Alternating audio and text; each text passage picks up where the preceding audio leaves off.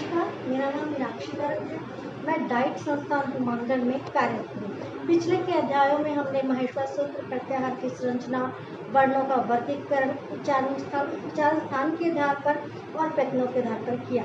आज के अध्याय में हम पढ़ रहे हैं शब्द की संरचना। शब्द की संरचना कैसे होती है?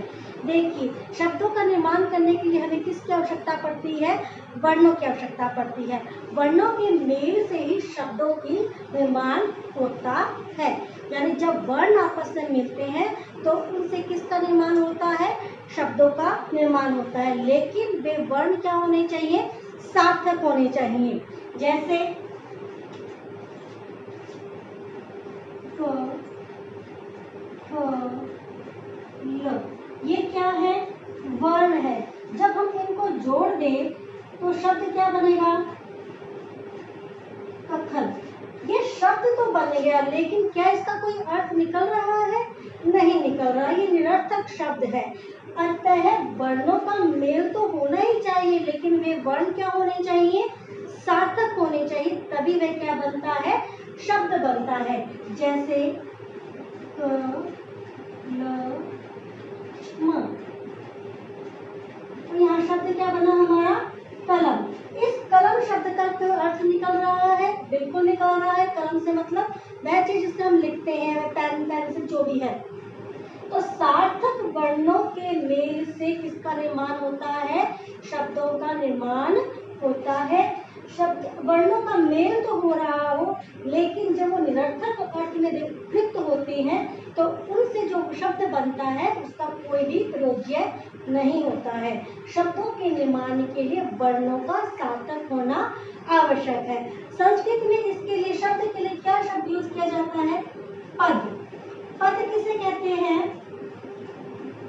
सुतिगंतम पदम। अर्थात सुप से मतलब सुबंध और तिंग से मतलब तिगंत। ऐसे शब्द जिनमें सुबंध प्रत्ययों और तिगंत प्रत्ययों का प्रयोग हुआ हो वे क्या कहलाते हैं? पद कहलाते हैं, अर्थात शब्द कहलाते हैं। सुबंध से किसका निर्माण होता है? शब्दों का। और तिगंत से किसका निर्माण होता है? हमारी क्रिया का, या जिसे हम संस्कृत में धातु के नाम से जानते हैं। सुबंध प्रत्ययों की संख्या कितनी मानी गई है? 21। ये कौन कौन से होते हैं? सु, औ, जस, अव, औ, शस, ता, ग्राम, बिस इत्यादि। यानी जो शब्द रूप हम करते हैं, राम शब्द का रूप, बालक शब्द का रूप, लता शब्द का रूप, उसमें जो प्रत्यय यूज किए जाते हैं वे प्रत्यय कौन से होते हैं? सुबंध प्रत्यय होते हैं। उनसे किसका निर्माण होता है? शब्दों का निर्माण होता है। और तिगंत प्रत्ययों की संख्या कितनी होती है? 18, जो कि जिसे हम आत्मनेपदी धातुएं और परस्मैपदी धातुओं में प्रयोग में लाते हैं। अब आत्मनेपदी धातुओं में तिगंत प्रत्यय कितने होते हैं? 9। परस्मैपदी में कितने होते हैं? 9। तो दोनों को मिलाकर के कितने हो गए ये? 18। तिप, तस, जी, लिप, बस, बस। इस तरह के जो प्रत्यय हैं वे कौन से प्रत्यय कहलाते हैं? तिगंत कहलाते हैं। जैसे पठती, पठतः, पठन्ति, पठसी, पठतः, पठत, पठामि, पठावै, पठामै। इनमें जो प्रत्ययों का प्रयोग लिया गया वे कौन से प्रत्यय हैं? तिगंत प्रत्यय कहलाते हैं। तो इस तरह हमने पढ़ा कि सुबंध और तिगंत इन दोनों प्रत्ययों के योग से ही किसका निर्माण होता है?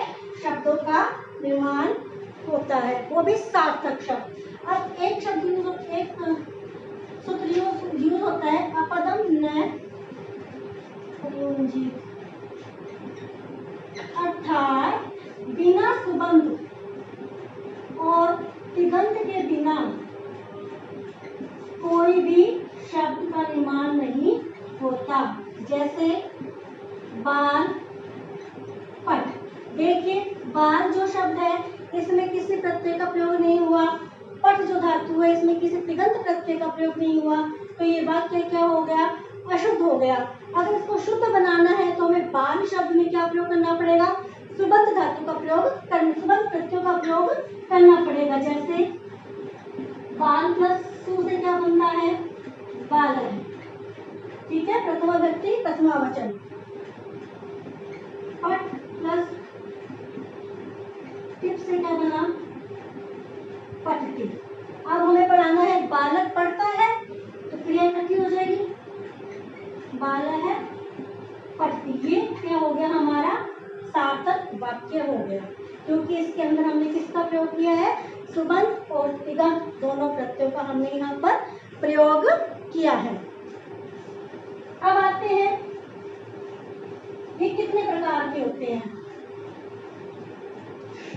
जो शब्दों की संरचना है ये कितने प्रकार की होती है, ये दो प्रकार के होते हैं, विकारी और अविकारी।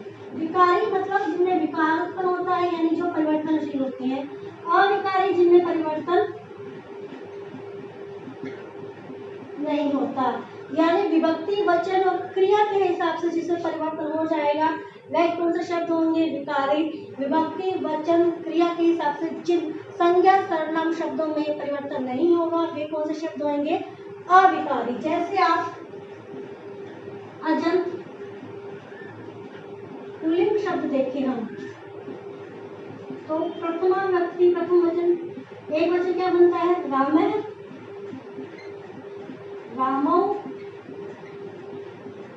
रामा। इसी तरह अजंत स्त्रीलिंग शब्द क्या बनेगा, लता, लते, लताः। इसी तरह नपुंसकलिंग शब्द क्या बनेंगे,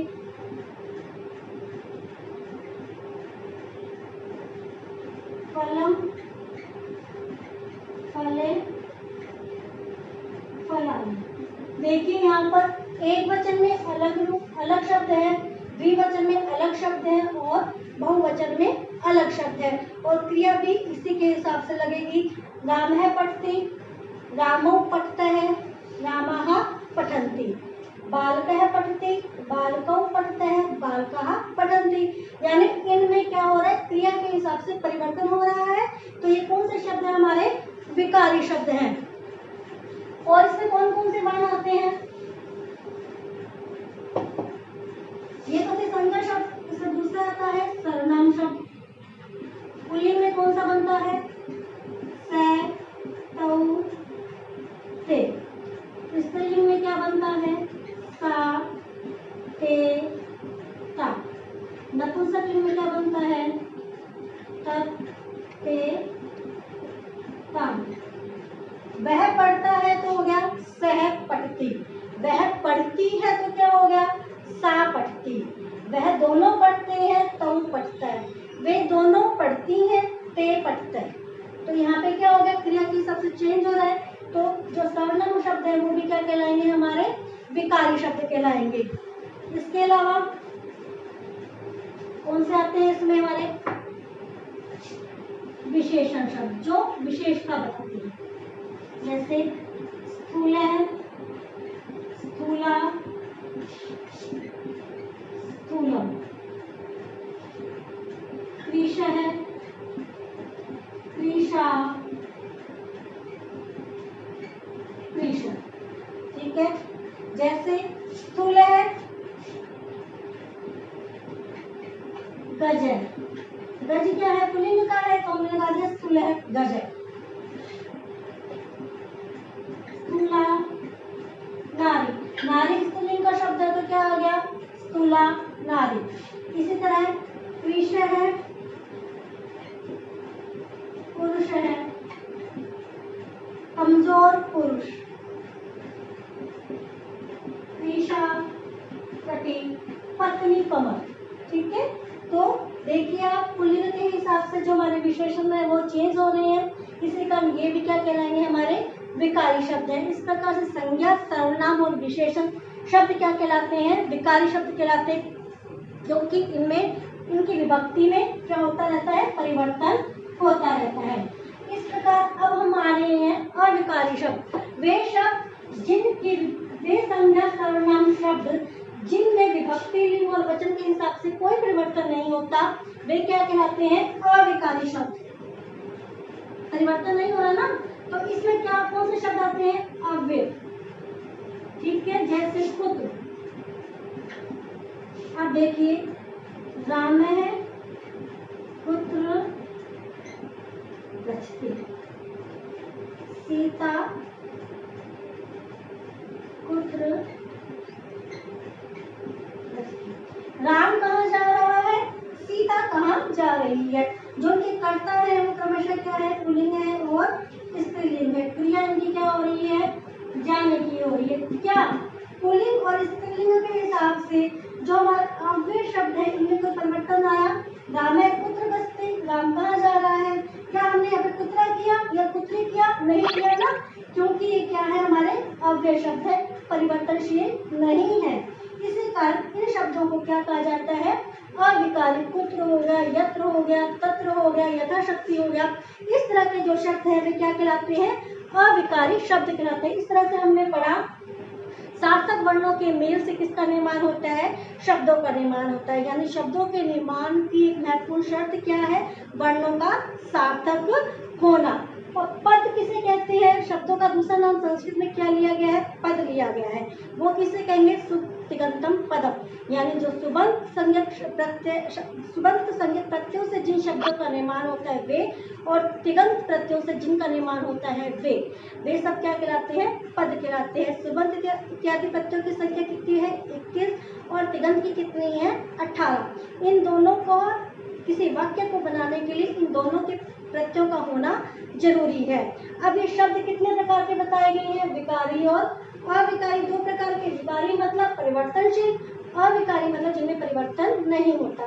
तो वे संज्ञा शब्द, सर्वनाम शब्द और विशेषण शब्द जिनका विभक्ति के हिसाब से या क्रिया के हिसाब से परिवर्तन होता है वे सब क्या कहलाते हैं, विकारी। और वे संज्ञा शब्द, सर्वनाम शब्द जिनका विभक्ति और क्रिया के हिसाब से कोई परिवर्तन नहीं होता वे क्या कहलाते हैं, अविकारी। उम्मीद है आपको आज वर्णों के मेल से शब्दों की संरचना का यह अध्याय समझ में आया होगा। धन्यवाद। घर पे रहिए, सुरक्षित रहिए।